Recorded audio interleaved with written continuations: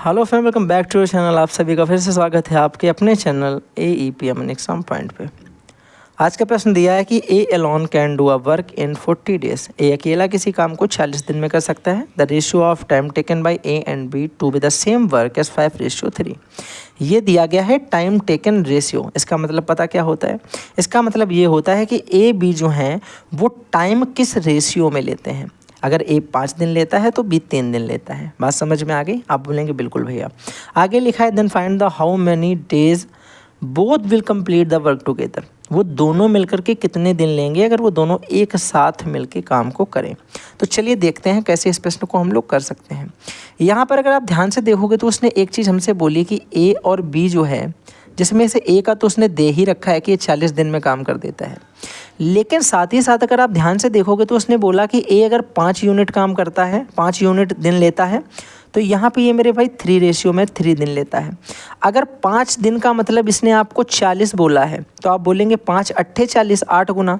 तो इस हिसाब से तो भैया बी वाला जो है रेशियो तो सेम कटा होगा, तो ये वाला भी आपका 8 गुना दिन लेगा, यानी बी जो है मेरा वो 8 तिरका 24 दिन लेता है।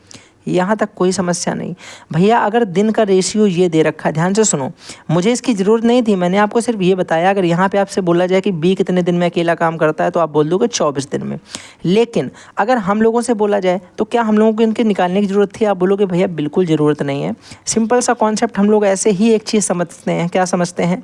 कि अगर ए और बी टाइम लेते हैं 5:3 में, तो इनकी इफ़िशियंसी जो है वो उल्टा हो जाती है 3:5 में। बोलोगे बिल्कुल सही भैया, अगर डेज इनका ऐसा है तो टाइम इनका इफ़िशियंसी जो है उल्टा हो जाएगी, क्षमता। अगर ये 5 दिन में कोई काम करता है तो हम बोलेंगे कि ये काम 3 दिन में करेगा, मतलब 3 दिन में एक काम करेगा। और ये अगर कोई काम 3 दिन में कर रहा तो 1 दिन में 5 काम कर देगा, टोटल मान लो 15 काम होगा। ऐसे करके निकालते हैं कि नहीं? आपसे बोला गया कि टोटल वर्क को अगर दोनों के द्वारा करवाया जाए, पहले तो टोटल वर्क कितना है। आपसे उसने बोला कि ए 40 दिन में पूरा काम कर देता है और ए की इफिशियंसी कितनी निकल के आ गई? आप बोलोगे 3।